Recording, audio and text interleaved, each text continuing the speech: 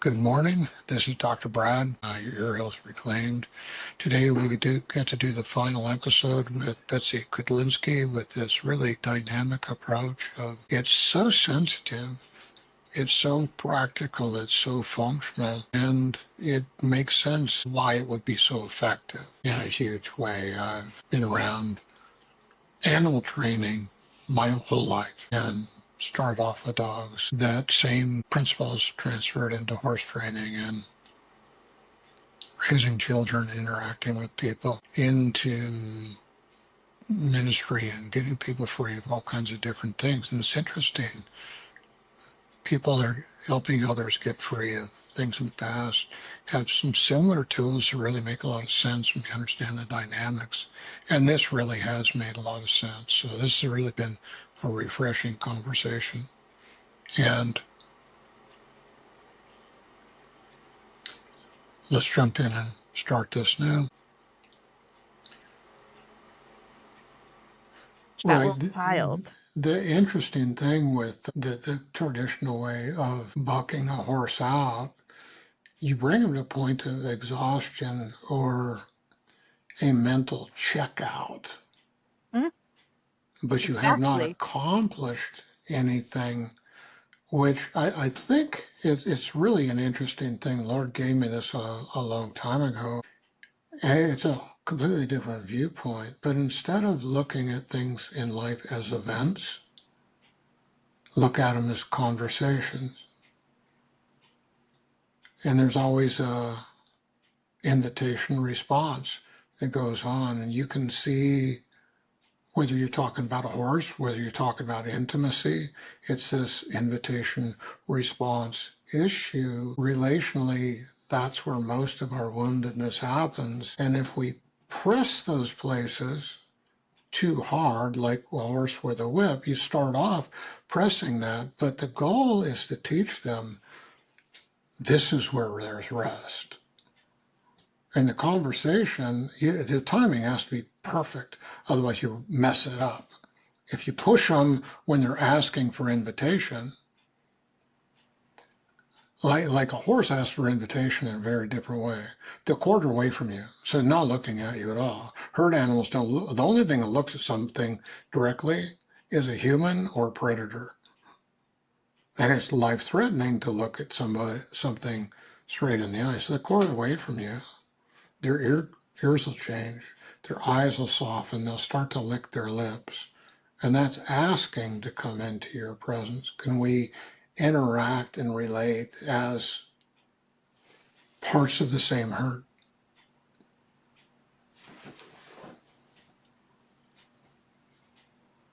And you offer that. And then you earn their trust. And then you don't mess with that trust once you've got it, right? And that's exactly it. And I believe that's really what you're doing, the same thing. You offer that space, and it may be uncomfortable to get there, but you honor that space above all things, because if you threaten that space where the perception rises of abuse in the same cycle that's going on all the time, if you push that too far, you push them away, and then you've got to rebuild trust, which in dealing with many things in life, the intimate things in life, trust has to be built before you can ever get there. Absolutely. And so, sure, yes, it's trust in me that I'm going to honor, your body, your nervous system, your needs, but it's also trust in ourselves. Mm-hmm. Because after years, decades of overriding our own animal intuition, knowledge, awareness, right? We stop trusting ourselves. And that is what is more important to me to rebuild. Yes, it helps. It helps me to work with people if they trust me and feel safe enough with me. But I want people to feel safe with themselves. I want people to trust themselves. And so it's a constant invitation that I am offering to people to notice what's going on and to honor their own limits and boundaries and thresholds so that in effect they they begin to trust themselves and they begin to recognize where they're going so that they can Yeah, move through the world differently. it's interesting what you're talking about because I don't know if you have any children. I've raised several and did a wedding years ago. Somebody asked me how many children I have, and I said I have no idea. And the basic reason why I said that is there's so many people who look to me as a dad. 30 years of prison ministry. I've been all over the world. I've been in a lot of people's lives.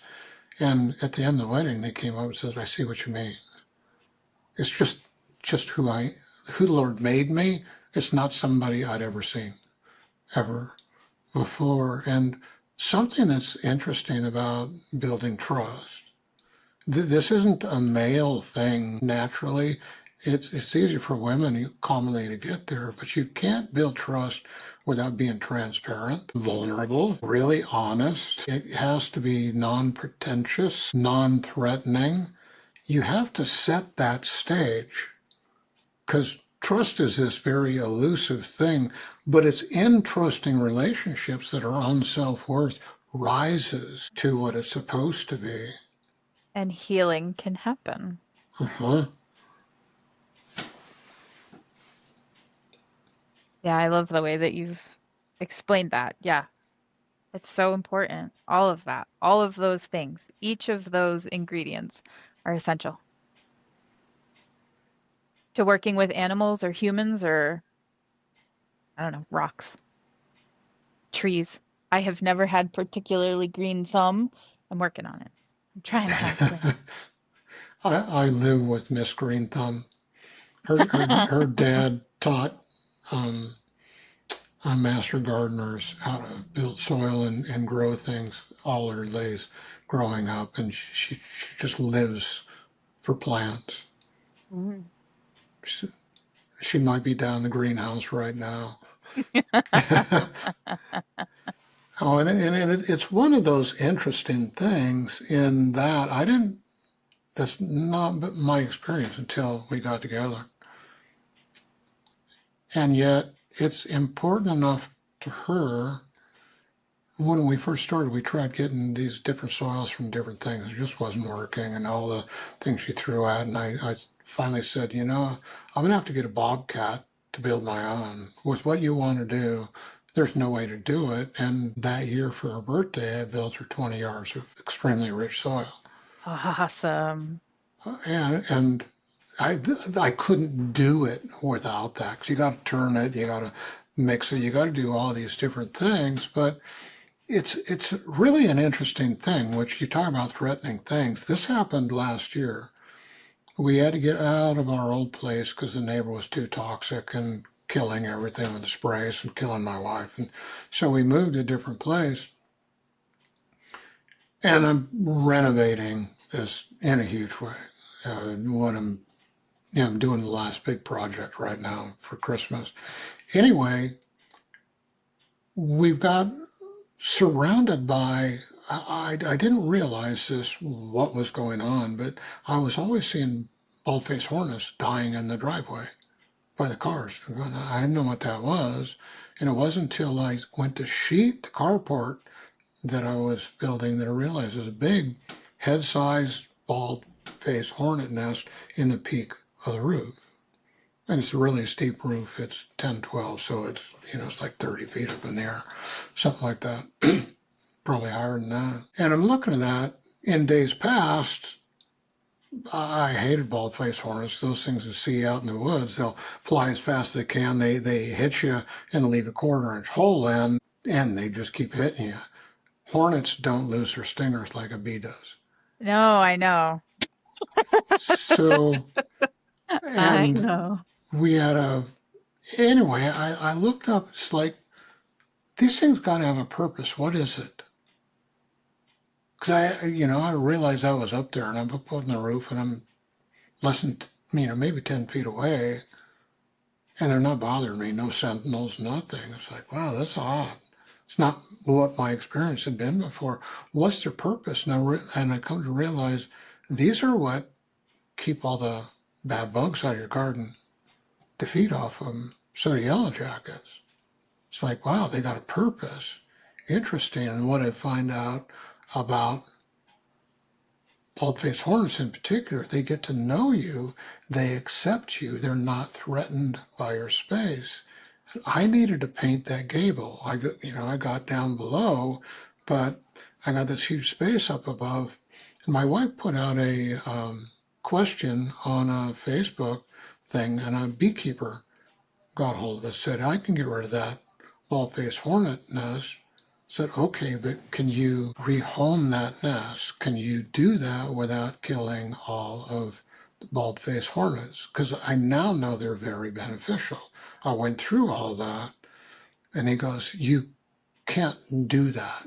You can get rid of a nest, but to try and replace it somewhere, you got hundreds of angry dive bombers coming at you, and there's no way to do that. I before I looked that up, I would have just burnt it, done something, but now I'm looking at it like, I don't want to do that. These things have value, and I want them around because they are keeping the gardens safe. So tried to figure out some other ways, couldn't do it, and well, maybe I'll just wait till winter time and let it go away. And we're in the center of the worst place with a hurricane hit, Helene, last year. We're in the county that had the worst damage with everything. A lot of people dead, and having the smell of rotting corpse in these big piles was just overwhelming everywhere. And I'm going, well, maybe I'll wait till winter. For some reason, that nest got evacuated right around then. It was still warm enough to paint. And I got a beekeeper's hat. I put on insulated thermals, which I had from cold part of the country we used to live in, welding gloves, work boots, that whole thing with a beekeeper's hat. And I took a plastic bag and went up there and I taped it on one side of that bald-faced hornet nest, and I took a sheetrock knife, which is it's a wide Yep. blade, but and I put that on a extension pole for painting, and I cut it off of one side, and then I taped really close on that side, went to the other side, pulled the tape on that side, cut off on the other side, dropped in the bag. Not one bald-faced hornet came out, and I took that down and I put that on a bank someplace, a little ways away, but someplace far enough away from the house, and put it on a bank someplace and opened it back up, and nobody came out, nobody attacked me, anything. I'm just going, wow, that was just an amazing experience to go through that. And I think that's kind of like what you're dealing with inside of people, right? Yeah. Yeah. I'm a beekeeper too. And I have a couple colonies every year, up to I think I had 4 one year. And yeah, a colony of bees can get to know you too and trust you and be calm around you and let you just kind of do the things. And that's what we're doing is we're just building trust. Like, hey, it's gonna be okay. It's gonna be okay. We're gonna do this together. It's gonna be okay. Whether it's hornets or horses or humans. Yeah, it's interesting when you choose to get to try and understand what you're trying to work with and how the perception changes. That bald-faced hornet, that's one of those life experiences that some people, it's like, well, what are you talking about those? And why would you do that? Why don't you just get hornet spray and nuke them? The last time we had to tear a house down in our old place, and they went through like and just a bunch of hornet spray because there were carpenter bees in that house and all kinds of. That almost killed my wife. Those are all neurotoxins. It's Hmm. like, okay, so I got a motivation to never do that again, and it didn't help what the problem was whatsoever. So, how do you work with this? What value do they have, and how do you work with this so they don't get threatened? Exactly. And each of our, sorry, my brain just did a yes, but we have, like, each of our reactions has value. Whether that means that you're addicted to alcohol or harder things, whether that means that you fly off the handle in anger, whether that means that you freeze up or fawn and just fall all over yourself every time somebody that reminds you of a certain person comes into the room. Those are like the hornets, right? You hate yourself for these things, but they have value. They're there for a reason. We might not want them anymore, but if we can get to why they're helpful, then we can start to heal that. But pretending, not pretending, insisting that we can't do those things anymore doesn't fix it. We just like go from, alcohol to nicotine, or we go from nicotine to gum, or we go from like we just shuttle sideways to something to some other coping strategy, right? Like instead of you could potentially there's other beneficial insects that will kill the predatory insects that are trying to get your wife's garden, right? Mm-hmm. So it's possible that if the bald-faced hornets were really bothering you, you could find something else that fills that niche, that does things well, right? Or you could just not garden. But in the work that you're doing, and I think this is a reality. People understand tendon reflexes. You hit your elbow and your arm goes up, your knee and your knee flies out. People don't realize we have all these neurological reflexes that are self-preservation Right? issues. I And use the word trigger liberally because okay, that's what it is. right. And talking about the exact same thing, different word as far as that goes. And Yeah, essentially what you're trying to do is work with people so that they no longer are reacting to exactly. those reflexes, those triggers. Exactly. The reflex is self preservation, but the healing Because is, of something or some things that happened in the past. I mean, the eh, tendon is different, right? Like that we want that to be there. We want those tendons to have those reflexes, but some of the reflexes that we have are maladaptive in the present circumstances, but they worked to keep us alive once upon a time, and so we keep using them mhm, until we can sort through what happened once upon a time. And then eventually we don't need to react that way anymore because we've sorted through it. We've resolved it. And right, we've softened the need for reflex. yeah, so that we come at rest with what we perceive that threat, and it's no longer the threat. Now we've Exactly. had this year we had 3 bald-faced hornet nests in our yard. And I was longing for, looking, waiting for them to show up in the spring Yeah. because they keep other things away. Yeah. And you go, wow, that's huge. Well, we're going to need to close this down. Any parting words of wisdom you have in this?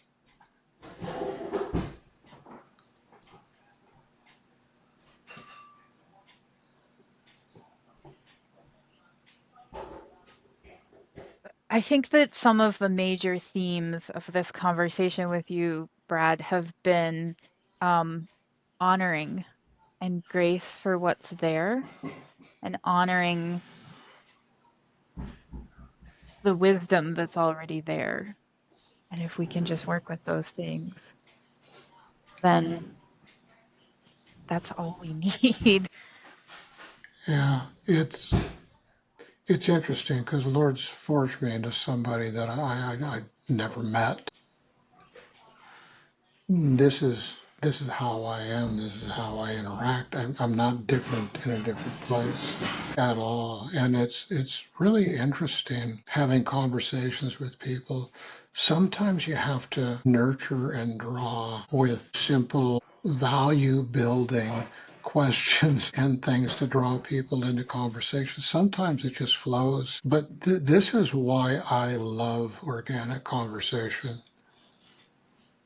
because if you can keep that respect, you can have conversation around things that it just opens subjects up,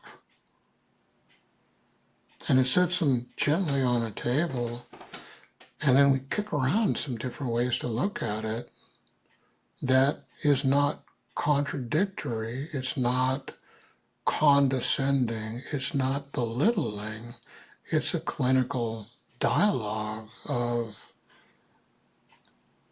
perceptions, applications, interactions that should be rich. I can't remember which Greek term for love. Is this just respect for humanity? Agape. Agape. It's And that's what these conversations require, right? mhm. Like both of us have equal value and we both have something to say and something to add. Something biblical that a lot of people don't understand. But the greater is supposed to serve the lesser, not lord it over. Absolutely. And to live from that standpoint, the only way we can do that is when our values are wrapped up in who He is in us rather than who am I. And it really allows us to take second seat, back seat, and do a lot of things. I just love this kind of interaction. It's so rich, it's so beautiful to interact this way and just make subjects become this. It's like a artesian well. Yeah. Yeah. I love that. So Well, thanks for joining us. This has been yeah. an awesome conversation. I Uh, agree. I'm really glad. Thank you for having me. yeah. So if anybody wants to get a hold of Betsy, her contact is going to be in the show notes down Yes. below, so you can do that. I hope you enjoyed this conversation as much as we both have, because this has been really rich. Oh, So so thanks wonderful. and have an awesome day. Thank you. So this is Dr. Brad, your health reclaimed. I hope you've enjoyed this entire conversation with Betsy Kudlinski. It's really been refreshing on my own side to talk with her. She's so sensitive, she's so gentle, she's so practical, and it really makes a lot of sense why what she does is so effective to bring people back into the more basic animalistic natures where they're not threatened and we don't have these knee-jerk reactions of all these defense mechanisms to protect our woundedness and help us deal with those things and get us free. So this has been a very refreshing conversation. I hope you've enjoyed that too. Her contact links in the show notes down below. If you'd like to get a hold of her, I'd encourage you to do so. Thanks for joining us. Put a review up for this. Share it with your friends and help us grow this channel. Appreciate it. Thanks. Have an awesome day. Bye.